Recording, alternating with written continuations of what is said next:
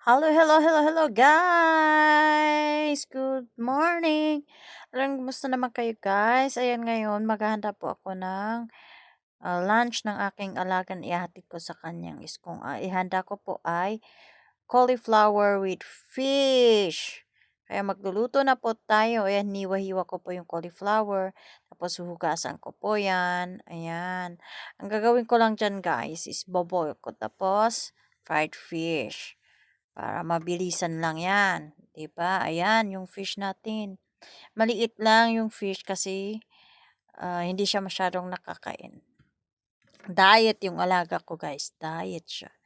'Yan, pagkatapos nating hugasan, maglagay po tayo ng asin na may paminta para may lasa.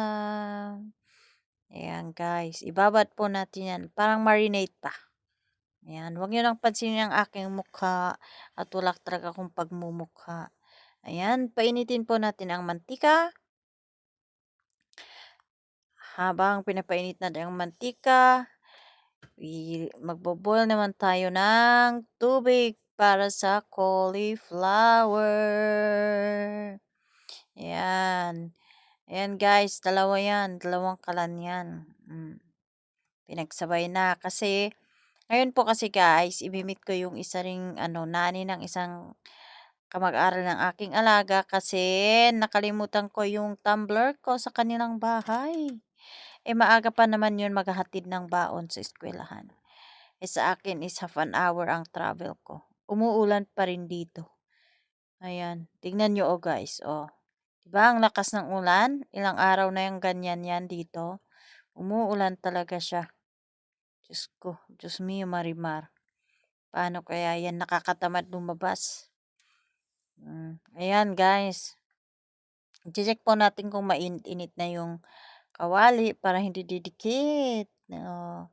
Didikit yung fish. Pag mainit na, maglagay po tayo ng mantika. Tapos antayin natin ng konti para uminitin yung mantika. Ayan. 'Di ba? Ayan yung pagkukulang ko ng cauliflower.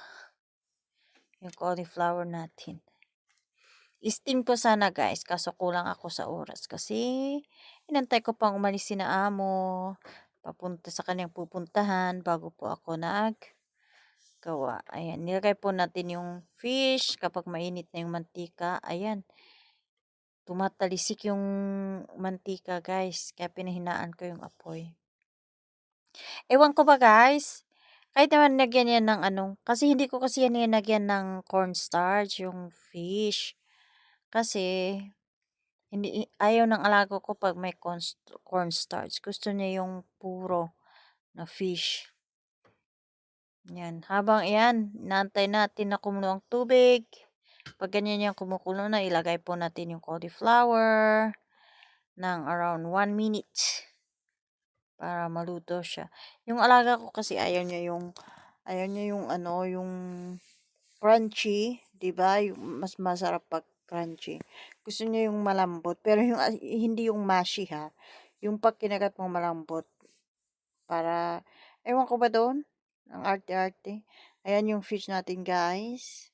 Natanggal yung kanyang skin, umiwalay. Ayan yung cauliflower. Habang inaantay natin kasi itong fish na 'to medyo matagal-tagal maluto. Pero 'pag steam 'yan, mabilis lang 'yan yung pag-steam. Ayan, to na yung cauliflower natin. Diretso natin sa lunch box. Kasi kailangan 'yan yung dapat maubos, maubos ng bata. Ganyan kasi ang ginagawa ko, guys. 'Pag naghatid ako ng lunch ng anak ko, ayoko yung laging prito, gano'n. Yung may gisa-gisa, mas okay pa yung ganyan na naka-blanch. Gusto naman niya tapos lagyan ng sesame oil, 'yan yung paborito nila. Ayan na, luto na yung fish, guys. Lagay naman tayo ng konting kanin kasi konti naman ang kinakain nun, konting kanin lang. Tapos yung maliit na box, guys, ang nilalagay ko diyan is ketchup para sa fish. Siguradong ubos 'yan 'pag may ketchup, with cauliflower. Pag-uwi niyan wala ng laman yung niya. Kasi minsan, guys, 'pag parehas na prito, hindi niya kinakain. Hindi niya kinakain kaya yan. O, tapos na, isarado na natin para dalhin na natin sa eskwelahan.